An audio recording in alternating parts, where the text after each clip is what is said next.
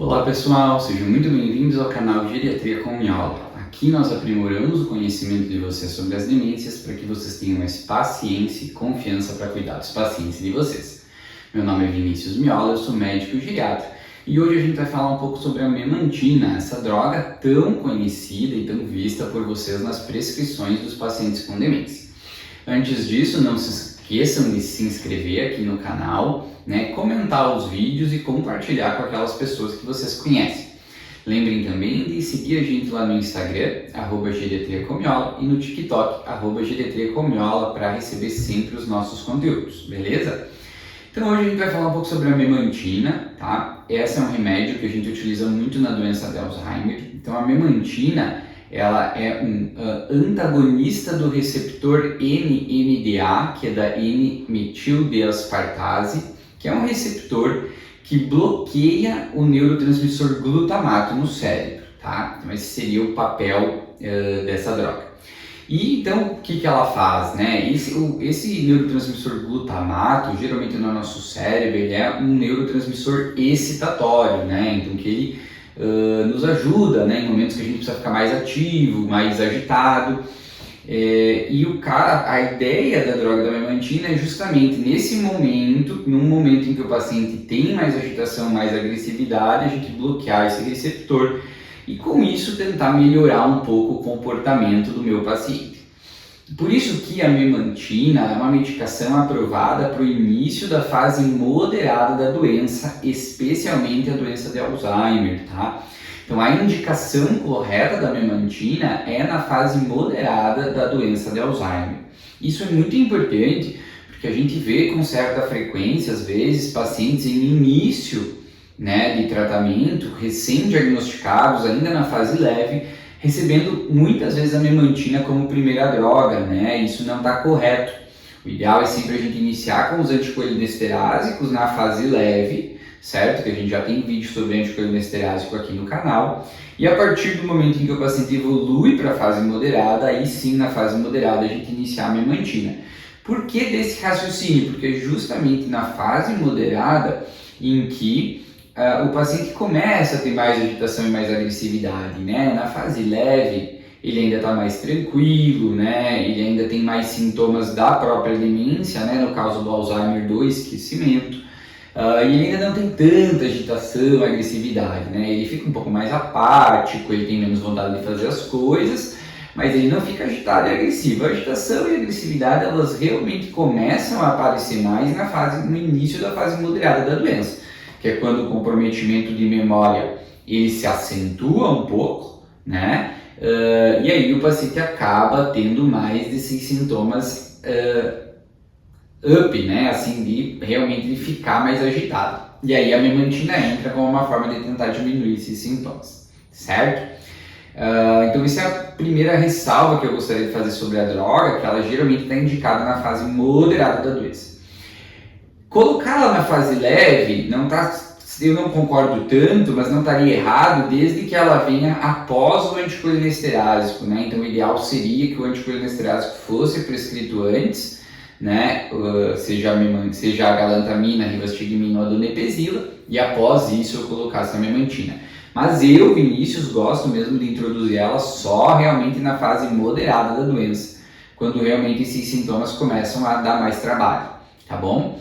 Então isso é bem importante de vocês entenderem, quando que ela vai entrar, também não ter pressa para ela entrar, porque realmente os trabalhos foram conduzidos com a memantina na fase moderada e na prática eu também vejo que nesse momento parece que você consegue enxergar mais efeitos dela quando ela é indicada nesse momento que seria o mais adequado, beleza? Mas e aí, para quem que a memantina é indicada, A melhor indicação da memantina é na doença de Alzheimer, tá? Então ela é sim a demência que tem mais evidência para o uso da memantina, Então realmente na doença de Alzheimer a gente sempre tenta essa droga, para ver a resposta do paciente. E eu sugiro que sempre seja tentado na fase moderada da doença. Na demência vascular eu tenho menos evidência, então o uso dela pode ser realizado, mas já não seria algo obrigatório, como eu acho que na doença de Alzheimer a gente deveria sempre tentar, Na vascular eu já não vejo tanto isso, vai depender do perfil do paciente, então às vezes eu não utilizo, mas tem a sua indicação. E no Levi ainda menos daí, tá? No Levi eu vejo um papel bem menor da memantina, apesar dela ter alguma evidência, a gente acaba utilizando menos, mas também pode ser utilizada na demência de Levi, caso o médico ache que o paciente pode ter uma resposta adequada, né? E assim como a gente conversou com os anticolinesteráticos, né, lá no nosso outro vídeo, a memantina é uma medicação sintomática, certo? Como todas as medicações das demências. Sendo uma medicação sintomática, alguns pacientes vão responder bem, né? Ou seja, vão melhorar bem do comportamento, vão diminuir a agitação, vão diminuir a agressividade. Podem, inclusive, melhorar um pouco da sua funcionalidade, conseguir desempenhar um pouco mais das suas tarefas do dia a dia por um período de tempo, né? Então essas vão ser as nossas os grandes ganhos com a memantina, melhora no comportamento, talvez uma melhora na funcionalidade e eventualmente uma melhora na cognição. Alguns pacientes vão responder bem, outros pacientes vão responder de forma modesta, né? Não tão robusta como esse, e uma boa parte dos pacientes não vai ter absolutamente nenhum efeito com a memantina, tá? Isso é bom que seja explicado, porque eventualmente, se não tiver nenhum efeito, a gente pode, após 6 meses, entendendo que realmente ela não fez diferença, fazer a retirada da medicação, tá? Então, até a retirada da memantina, ela costuma ser até um pouco mais tranquila que dos anticolinesteráticos, tá? Então, realmente a gente tem que ter esse conhecimento para poder fazer esse ajuste na prescrição dos pacientes e às vezes não deixar um remédio que é caro, né? Apesar de poder ser conseguido através do Estado, deixar ele lá na prescrição por anos sem que ele tenha tido um efeito adequado, tá bem? E por último, falar um pouquinho dos efeitos colaterais, né, da memantina, que a gente tem que ficar de olho. Né? Então lá nos anticolinesteráticos a gente tinha principalmente os efeitos gastrointestinais como efeitos bastante importantes, e aqui a gente tem vários, tá? Então a gente pode ter tontura, dor de cabeça, hipotensão, pressão baixa, né? Ganho de peso, e um efeito colateral que é possível de acontecer e às vezes a gente vê que é uma piora da confusão mental em vez de uma melhora, tá?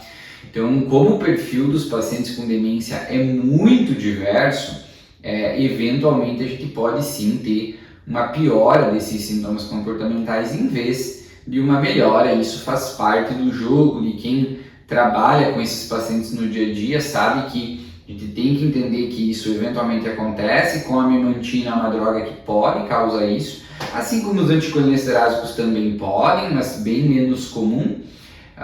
E se acontecer, a gente vai fazer a retirada da medicação. O importante é que o paciente esteja ciente, né, de tudo que está acontecendo, para que a gente possa explicar, né, e saber que se isso acontecer, a gente vai retirar o remédio, mas que é um efeito colateral possível, né? Então a gente sempre tem que tentar explicar isso para eles da melhor maneira possível, tá bom? Bom, acho que sobre a memantina é isso que eu queria contar para vocês. Acho que dá para finalizar falando um pouco da dose, né? A dose é de 5 a 20 miligramas. O ideal é que a gente sempre chegue na dose máxima, então começa com 5 miligramas, vai subindo devagarinho a cada semana ou a cada 2 semanas até chegar na dose de 20 miligramas, né? Ele existe tanto em comprimido quanto em líquido.